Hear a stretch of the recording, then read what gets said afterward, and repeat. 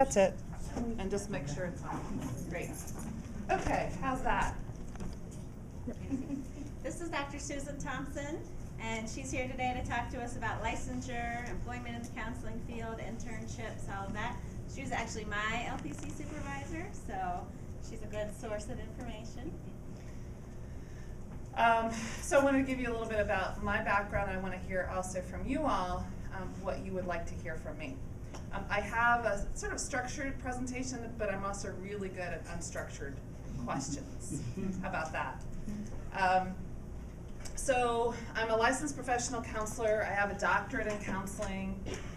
I've been an LPC since, I can't believe this is 1996. Oh, wow. I do have a specialty in career counseling and have had that specialty for quite some time. As well as integrative therapies. I taught a class for 7 years at ODU in the graduate counseling program on complementary and alternative therapies. So that's where my passion and my heart is. And I do quite a bit of trauma-informed counseling. I'm in private practice at this point doing some consulting work and some other kinds of trainings. I left ODU as a full-time faculty member last year. So I've been actually a supervisor for LPC since '98. I've taught graduate counseling students, both master's and doc level, and was the clinical coordinator at Old Dominion University for 8 years, 8 of the 9 years that I was there. So I relaunched private practice about a little bit less than a year ago now, or actually, yeah, a little bit less than a year ago. And I'm really enjoying what I'm doing. I still provide LPC supervision, so I'm up to date on what the requirements are for the LPC. And I have a pretty good idea about job search strategies as well. In talking with Dr. Preston and emailing, she sent a list of questions that one of your past president of CSI suggested. So I'm going to read them off just so that you know what I actually included in this presentation. And then you can let me know of other questions that you might have, either as we go or even after I finish reading these. How does that sound? So what are some of the best ways to look for a job in the field of counseling? What suggestions do you have for those seeking licensure that who have not yet begun the process? What are ways to look for internship? What are thoughts on obtaining an internship that's not clinical? How should you go about obtaining a supervisor for licensure? And what are the requirements for licensure? And then what are the opportunities for folks in the field who aren't licensed? So is that going to work for you? Yes. It's a lot of great, they were great questions. Yes. It's like, wow. And you may have other questions as we go. So I'm going to start with internships because there's this progression, I think. The where and how to look. When I was clinical coordinator, the way that I looked at, had the perspective of internship and having students find internship was that I see it as a job search process anyway. That the way that you go about finding internship is a good lesson for how you're going to end up finding a job in the field to begin with.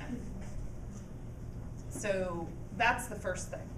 And if you back up from there, then you need to make sure that you've got a great resume and that you have solid interviewing skills, as well as job search skills. So I'm kind of breaking those down into different portions as well.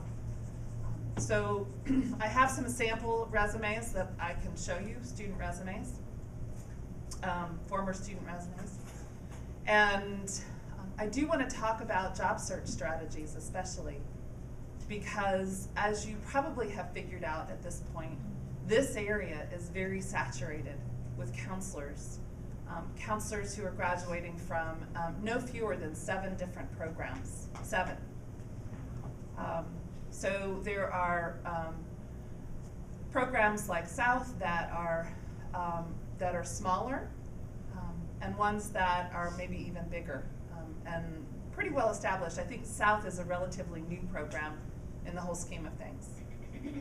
So what that translates to is that you have to get a little bit creative when you're figuring out where to go for internship. So you'll see that this kind of advice that I'm giving you is going to be good for your job search as well. That's my intention. So number one, making sure that you have a great resume. So starting with really knowing yourself well enough, knowing what it is that you have to offer. And even if you haven't done anything that's remotely counseling related, understanding what the counseling skills are and what the transferable skills are that employers want from students. Understanding that an internship is a privilege and that your internship site supervisors work really hard. It is extra work for site supervisors, and that's why it's a privilege for students. That it takes away from typically the typical work that a site supervisor might do, and that means that you have to up your game. It means that you have to make sure that you are better than even someone who is an employee. You're not getting potentially paid for an internship, and so it's important for you to have even more than the basic skills. So I pulled I have a book that is called The Quick Job Search. I'm going to leave a copy of this for you as a resource, and it talks about key skills. I want to give you a little bit of a checklist of skills that self-management skills that employers want to have across the board. Across the board, it doesn't matter what kind of field that you're in. You need to demonstrate honesty, punctuality, the ability to follow directions or instructions, the ability to get along with coworkers and supervisors, productivity, good attendance, deadline-oriented, and hardworking. Those are the skills those are transferable skills, meaning ones that'll transfer to any kind of job that you might want to get into, any job. Employers love people who show up. Imagine that.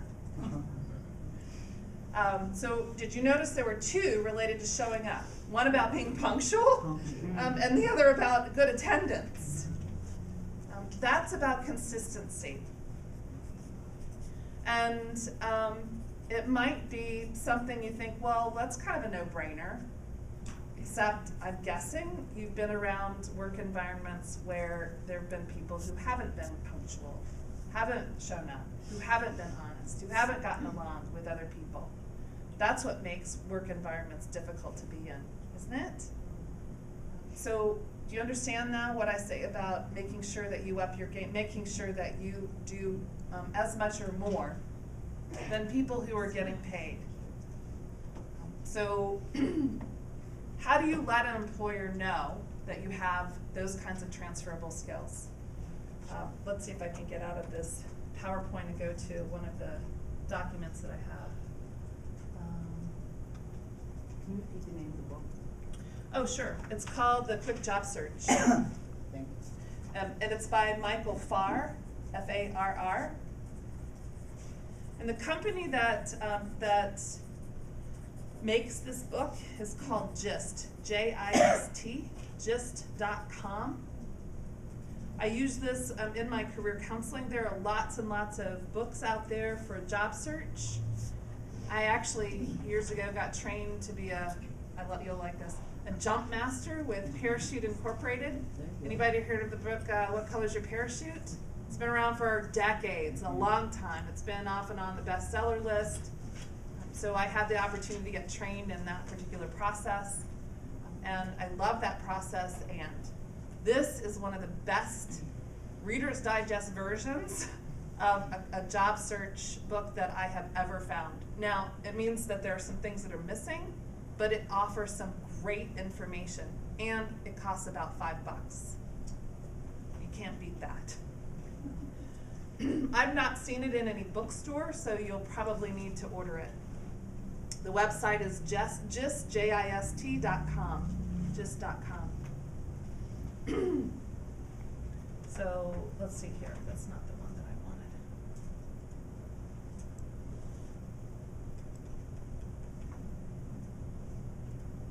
All right, so in this this resume here,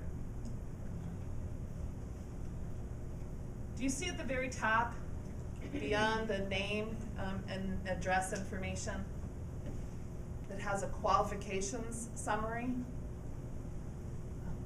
That's one of the first things that an employer is going to read. Someone who is also looking at resumes for interns. So if you think in terms of when somebody looks at a resume, chances are they're going to be a stack of resumes that they're looking at. You want yours to stand out. And you want the information to be readily accessible for folks. So take a look at this one. The red is because I was editing the resume for my former student. So do you see, look, hard-working and dedicated. Ooh, they must have read this book. Employed or in internship while a full-time student. Proficient in written and conversational Spanish. That works for some people. And then you can see that my edit's saying, and name a few other good worker traits you have. So that sets the stage for an employer. You're going to put education next, and then you're going to put counseling-related experience. Now, this particular person actually has some that is very related, but if you don't, please consider a more functional style resume. This one is chronological, which is reverse chronological order, but a functional resume focuses more on skills, transferable skills. So let's think about the most transferable skills for counseling. So if we can think about 3 different categories for transferable skills related to counseling, what do you think they might be?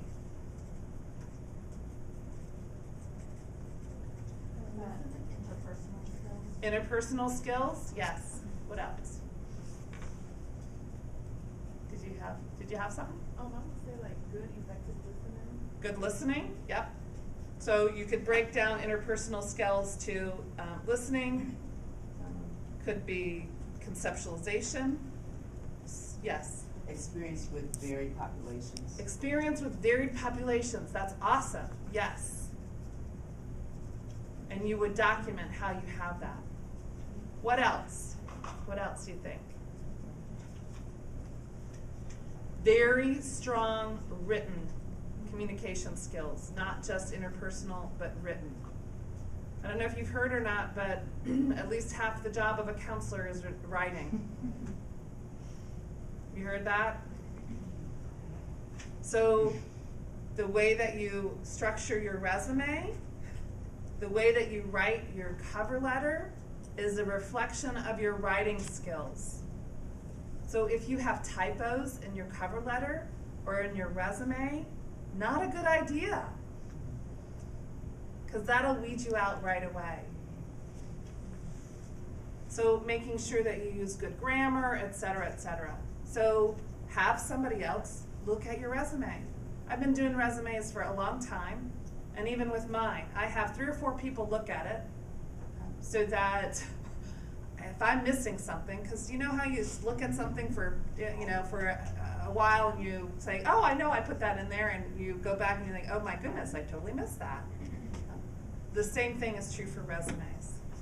And here's a tip too. I would suggest that at this point in your life that you have a master resume, so that you have all of the experiences that you've ever had on one document, and you'll pick and choose what are the most related to the positions that you're applying for. So in addition to that, then you'll want to make sure that you've got an awesome cover letter together. And these days, that can be within the body of an email that you might send. This is a structure for a cover letter that somebody suggested to me, and I love it. It's out of the ordinary, though. It's not a standard cover letter. So it would be starting out, I'm applying for whatever position, however you ended up finding out about it. You can see this one is for someone who wanted a job at the Denver Zoo. Obviously not counseling, but on the left-hand column, so this is really the way, this is honestly the way it's laid out. On the left-hand side is exactly what a position description has. So if you see a job announcement, people have put a lot of time and energy into the verbiage that goes into a job announcement. Use it. If you don't have it, leave it out. But you want to make sure that you're putting in the cover letter as much as possible. And then you can see on the right-hand side of the column what the qualifications are related to that particular piece of the job description. Now with internship, you might have to make some things up, right? Based on your research about counseling, number one. Number two, the specific agency that you want to work for.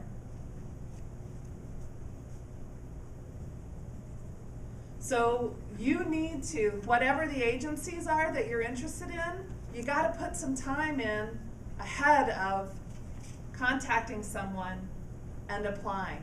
Yes, for internship.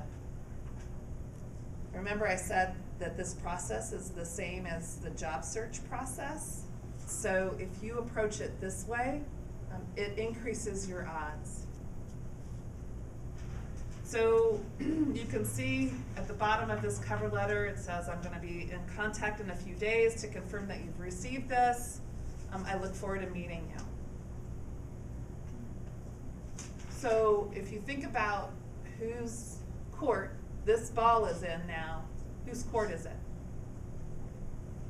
It's in the job seekers, right? That's where you want it. If you've got, and I want you to know this, that it's not unusual, unfortunately, for people to not call back in this area.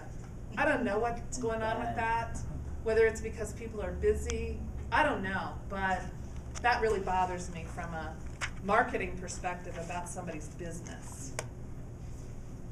And yet, if you haven't already, you'll run into it. Be persistent then. Call, email, find somebody else in the organization.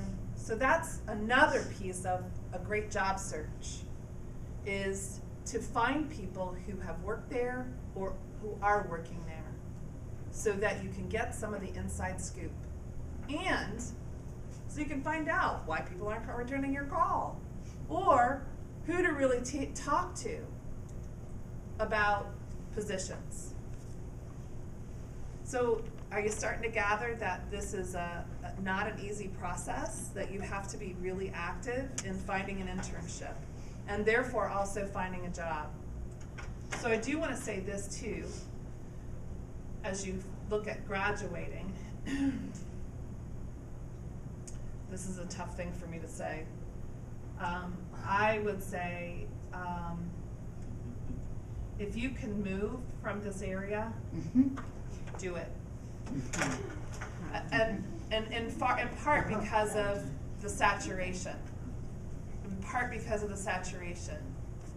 I understand people are linked to this area for a reason. And it also means that you are going to need to really work harder to uncover job leads. And you're going to really need to put a lot of time and energy and effort into it. Yeah? You have a question? Okay. Questions at this point? Yeah, I saw this look like, oh yeah, move. So yeah, you hear it? I told you, get out of town. I say that because it's the rural areas that are in such need. So what kinds of positions might you start looking at? Case manager positions, in-home kinds of positions, and obviously these are a little bit more clinically oriented. And honestly, there aren't many really administrative related positions in counseling. There just aren't. In order to become an administrator in counseling, you really have to have had experience in it. And so, you know, you're in a counseling program, a master's in counseling program, not an undergrad program, and that's where your focus then it might be. So my suggestion is, you got this master, you're going to end up with a master's degree. Your internship ought to be clinical. It really ought to be, especially if you're even considering licensure. And if you think you might consider licensure in the future, if you think you might, it's going to be a great idea to have your internship, practicum and internship, be clinical. Where else are you going to pick up the skills in a concentrated way?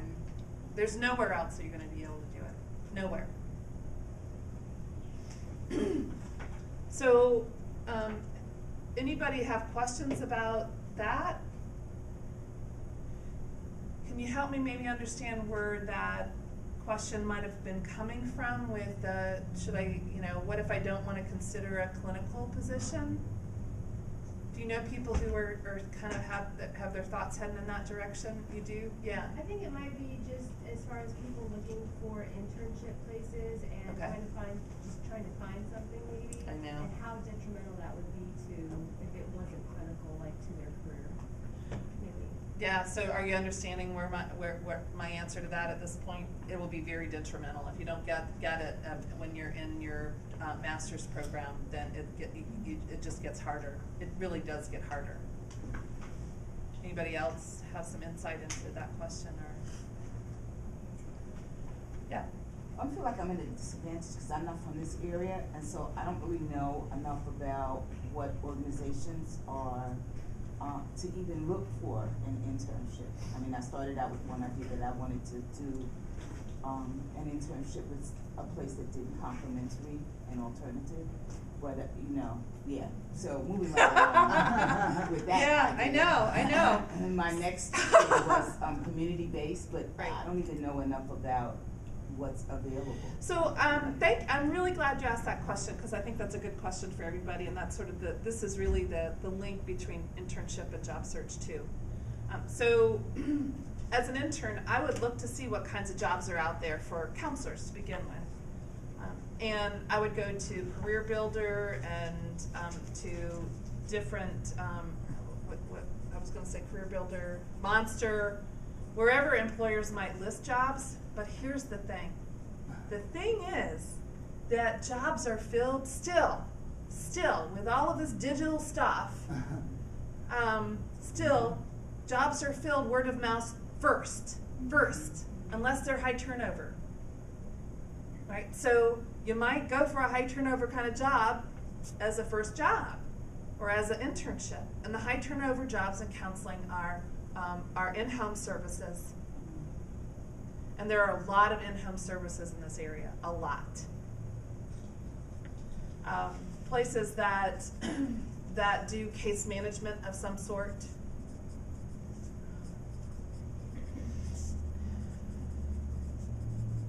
And agency-related work. So when I say agency, I think more in terms of city agency.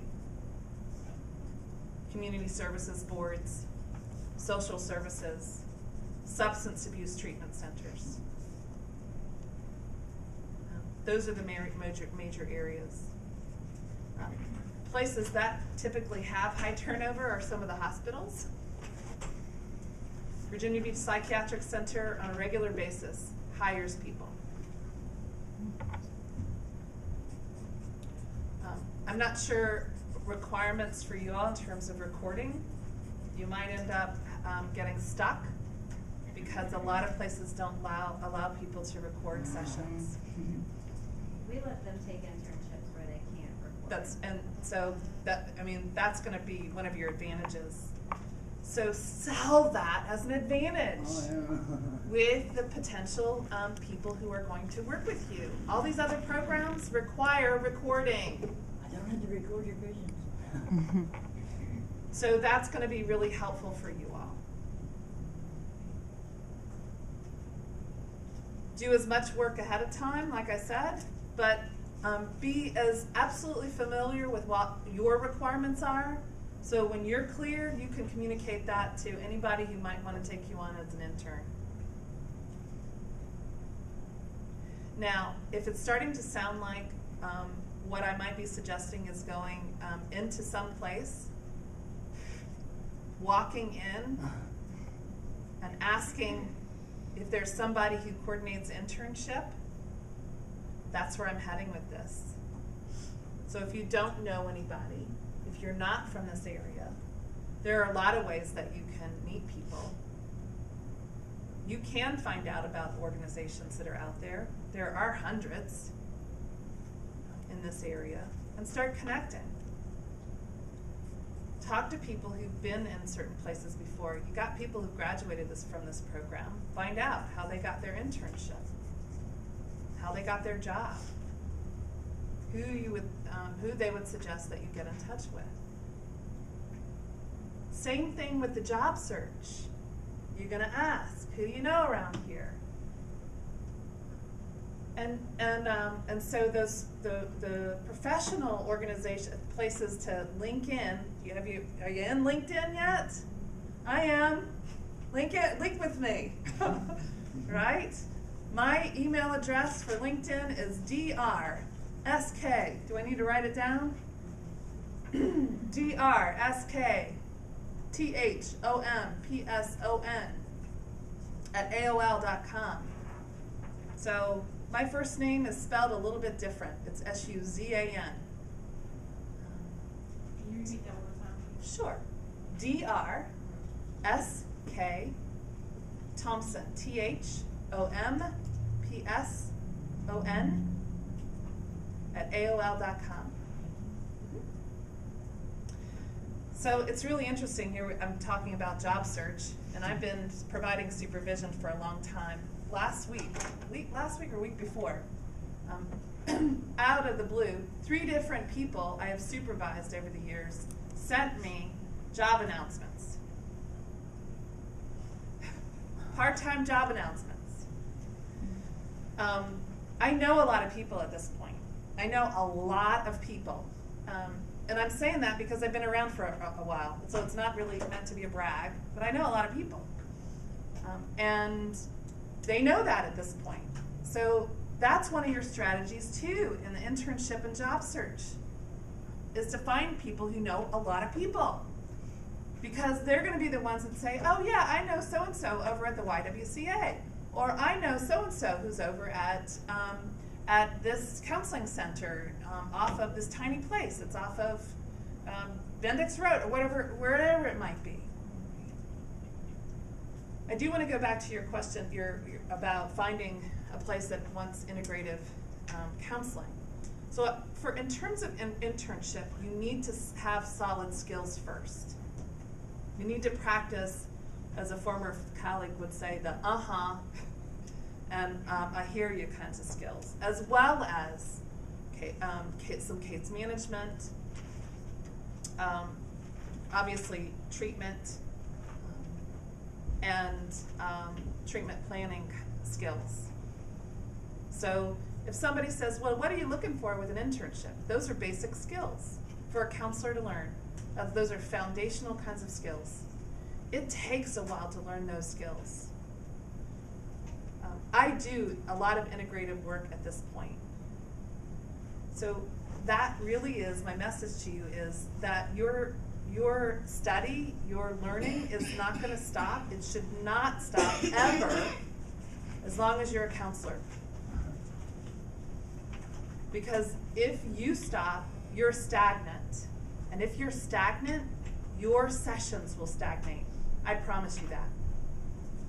I know I hear of people who are out there practicing counseling, And I hear about them because clients will come, or people will say, well, I went to so-and-so and there's just nothing that happened in there. Do you hear somebody who's stagnating? I do. So there's always something to learn. You saw when I got licensed, I've been in this field, I finished my master's degree in 1986. My education has continued.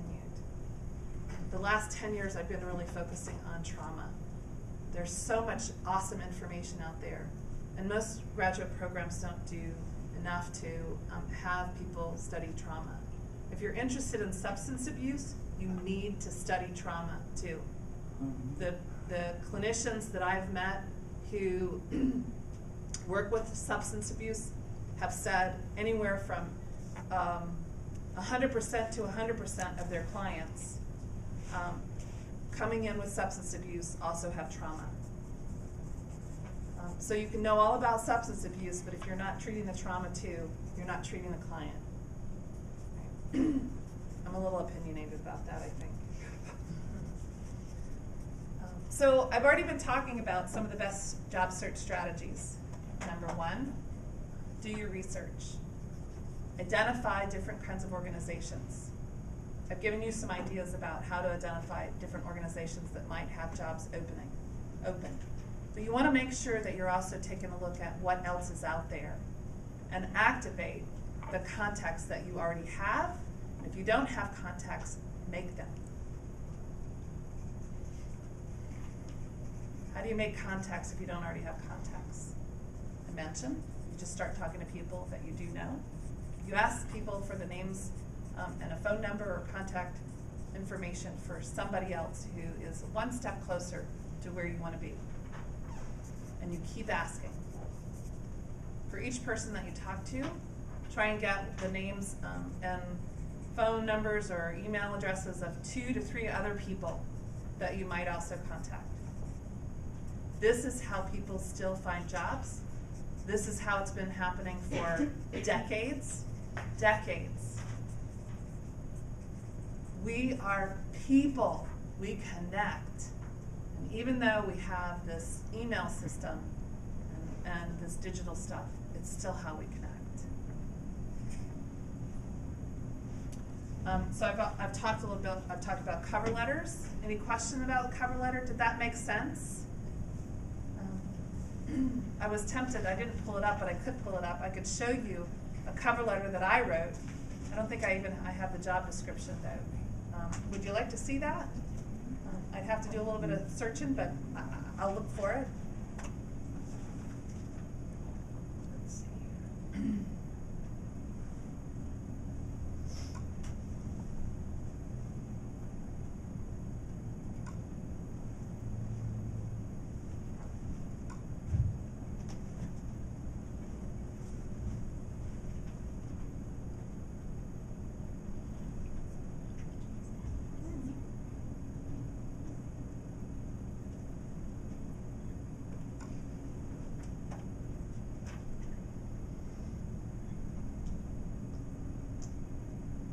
This is a different style of cover letter. This is more a traditional style of cover letter. You'll see I use a lot of bullet points. It's really easier to read bullet points. That's why on your resume you want to have bullet points too. I went through the job description that was posted and line by line broke it down into what they were looking for and what I had. So you can see here I have highlights of my experience related to the position. So take that line, use it, because it's not copyrighted. I'm sure I borrowed it from somebody else. You get it from somebody else. So you can see I made a list and then additional pieces that I wanted them to know related to the position as well. I think a good start and a strong ending are really helpful. So the start is, this letter is a portion of my application for the position listed, and how did I find out about the position? That's important. Make sure that, so here's where I named somebody I knew in the organization.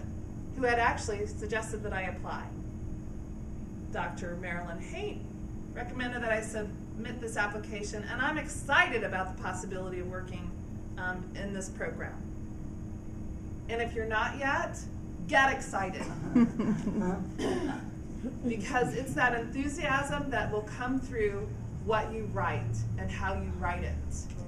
So it's important to be excited or interested. All right, so I've got highlights, beta, and here. Do you see how excited I am? I'm thrilled that Walden provides training and mentoring, and that they're a proven leader. How do I know that? I researched them. That research shows up in the cover letter that I'm writing. Does that make sense?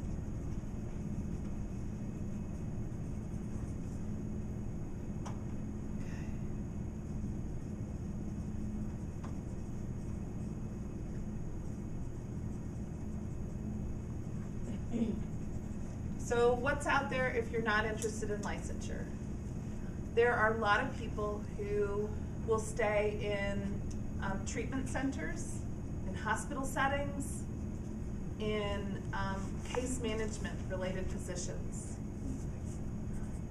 If you don't have a license in our field, you will not progress.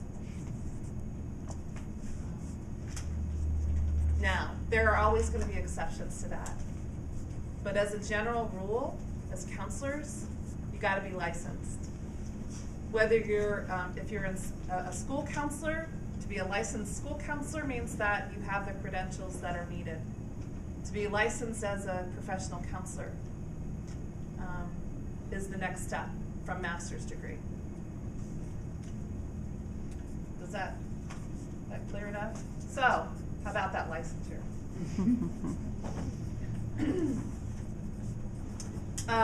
One of the questions was, well, how do I find a supervisor? The Virginia Association for Clinical Counselors has a list of supervisors who are active members of that organization. But not everybody's an active member of that organization. So you might look at Psychology Today. Psychology Today, I think, is becoming the main place for people to list for wanting clients or whatever else. It's the main way that counselors and therapists are advertising what they have to offer. And you'll find that there are folks that are within Psychology Today who also offer supervision. A third way is to start asking around. People that you know who've graduated, who are working toward licensure, find out who their supervisor is. Bless you. I would suggest, I also have on here NBCC, the National Board for Certified Counselors. NBCC has potentially a list of the approved clinical supervisors, that ACS designation. It's a good start. It's not a guarantee, but it's a good start.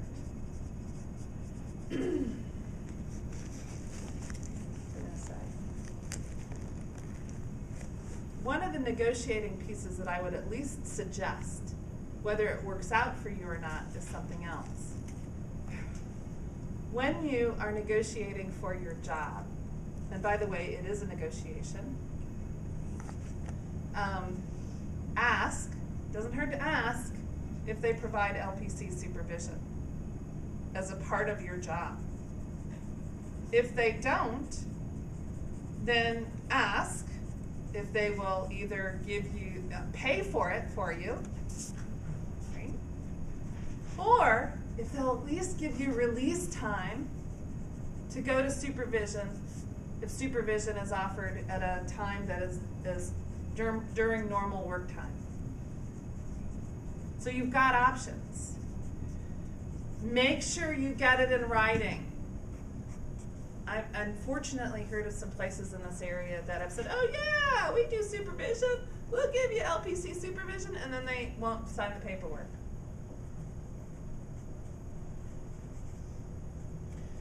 So make sure you get it in writing.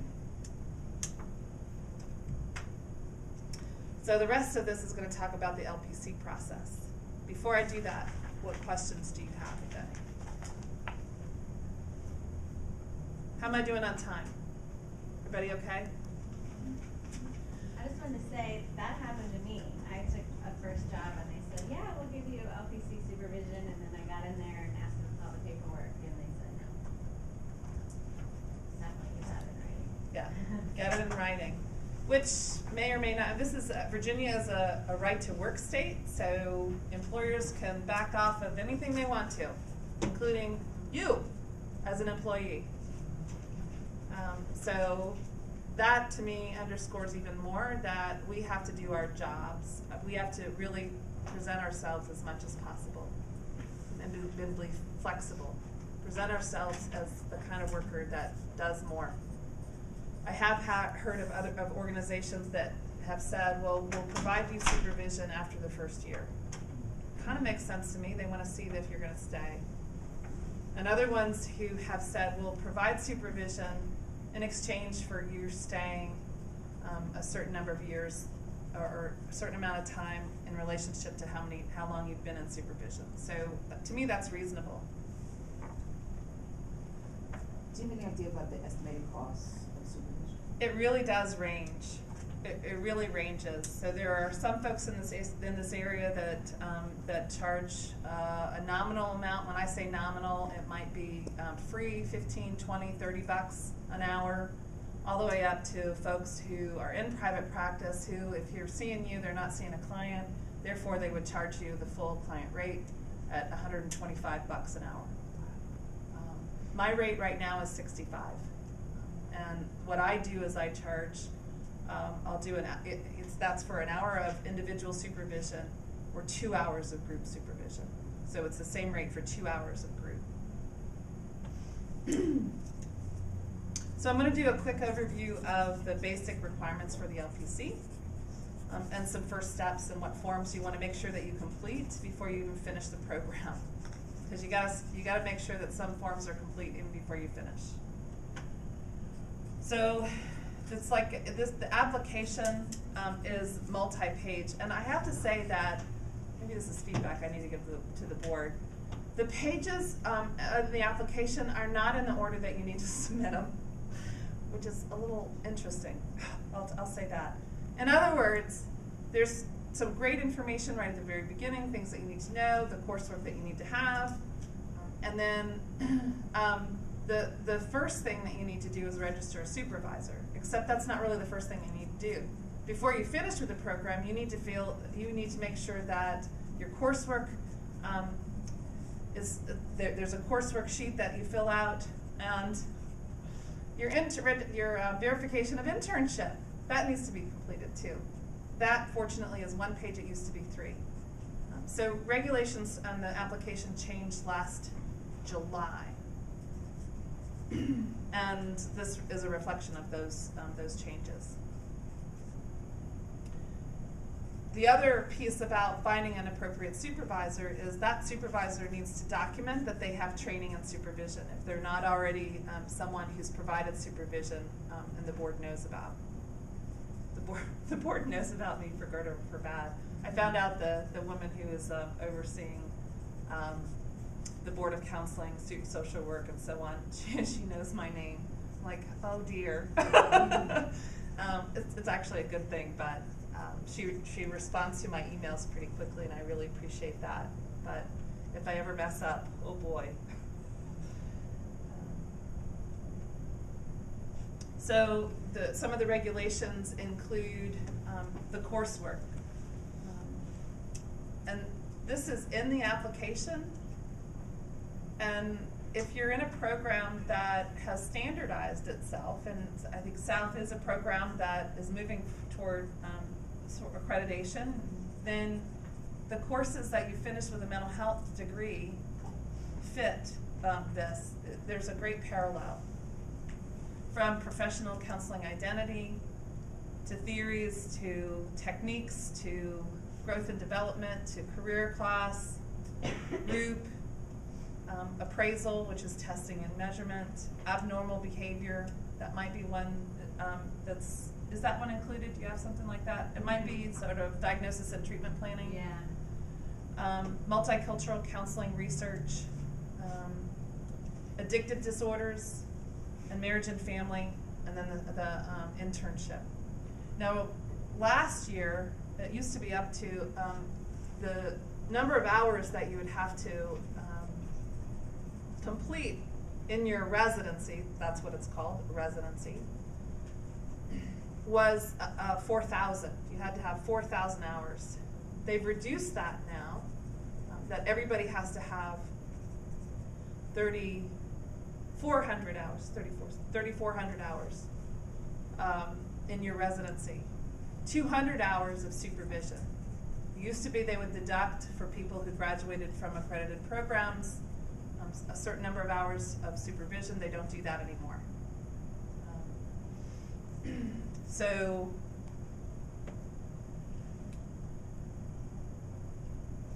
the number of hours that you get from internship are now deducted for everybody from the total number of hours that you have to have. From the total, I'm sorry. That's right. 100,000 from the total 3,400 or the total 4,000? 4,000. So it's not 4,000 anymore. So this is the standard. Standard number of hours now is 3,400. Okay. Okay, and 200 hours of supervision. Concurrent. It has to be at the same time. And the board has even been more clear about your supervision. You have to have a minimum of an hour of supervision every week while you're in residency. You can have up to 4 hours, so you have to have a minimum of 1 hour. So the way that 4,000 or 3,200, the way that 200 hours of supervision kind of works out is if you work a full-time job, 40 hours a week, and you maybe take vacation for a couple of weeks, or you're out for a couple of weeks, technically you could finish your supervision and your residency in 2 years. I've yet to see anybody do that. Actually, over the years I've had 2 people who've completed that, and that's because they're working 2 jobs, a full-time job and another part-time job. That's the only way that you'll finish in less than 2 years. Most people, like I said, finish in more than 2 years. And that's because of the supervision. Question. Yeah? So the 200 is part of the 34 or additional? Well, that 200 hours can be included in that, but so in terms of separating it out, you have to have 200 hours of supervision while you're doing 3,400 hours of work, essentially. So you can count direct and indirect, right? You really ought to have at least 50% of your hours be direct. And the board also has a list of the different kinds of skills and things you need to be doing during this time as well. And then they send the supervisor a letter that says, you are responsible for this person. You need to make sure that they get all of this stuff during this time. How do you really feel about that? And so they're really clear about what they're asking for. The preparation is for licensure.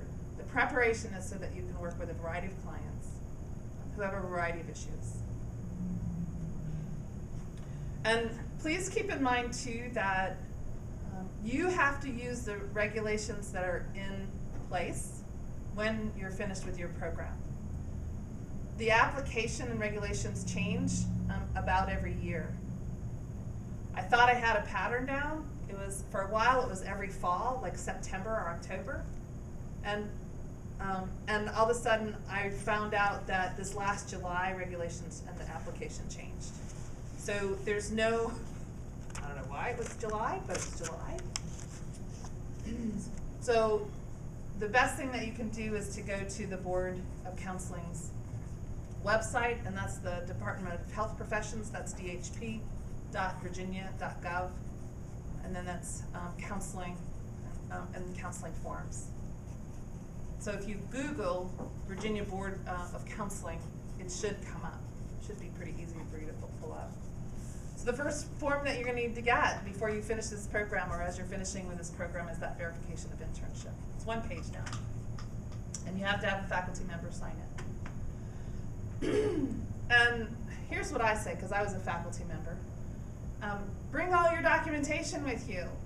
And by the way, save everything from this program. How long do you save it? Forever. Fortunately, you can save things digitally, but honestly, if you ever need to backtrack, people will ask you for the document, for your syllabus or whatever else. Hang on to everything. Hang on to your internship logs. Hang on to them, because you may need them. You may never know when you need them. Right now, there's no portability with counseling licensure. None. That means that if you move to another state, you will have to document your coursework. You'll have to document your internship. You'll have to document all those things that you already documented. So make sure that you have all of the information provided. I know that for me, it was helpful as clinical coordinator, just put this on there, right? The number of hours that you actually got, what the start and end dates were.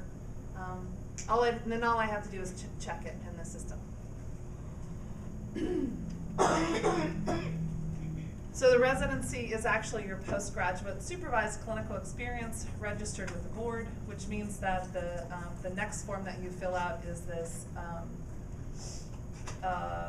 registration of supervision. I already talked about the number of hours that are required. 2,000 of the total hours have to be direct client contact now. Already mentioned that there's 200 hours of supervision and a minimum of an hour a week, or up to 4 hours per 40 hours of work. And then, remember I mentioned that the board says, here's what you need to make sure that you're doing within your residency: assessment, diagnosis, appraisal, evaluation, treatment planning and implementation, case management, record keeping, professional counselor identity and function, professional ethics, and standard of practice. So what's a supervisor? Somebody who's trained. It's an ongoing process. They're charged with monitoring you, and they're actually charged with being responsible for everything that you do as a resident, which is scary to a lot of people. And you may find that there are people who are completely qualified to provide supervision, but who won't because of the level of responsibility they're asked. So I mentioned that the residency, the supervision and the hours have to be concurrent. I'm saying that because there used to be, and we run across people who said, well, I didn't have to do that. I registered my supervision all my hours after I did everything. That's not true now. So early 2000s, that was true. It's not true now. So you have to do things as you go. The other piece is some people will say, well, as a supervisor, we have staff meetings. I'll be your supervisor, and we'll count our staffing as your supervision. That's all well and good, except the board requires that you can have up to 6 people in a group for it to be considered group supervision. Up to 6 people. So if you have a staff of 12 and you're having staffing, do you think that those hours should count? We might think they should, but the board does not. And honestly, we can't afford, you won't be able to afford doing something unethical and potentially illegal, because now we're talking not just about ethics, we're talking about legal, because this is the law.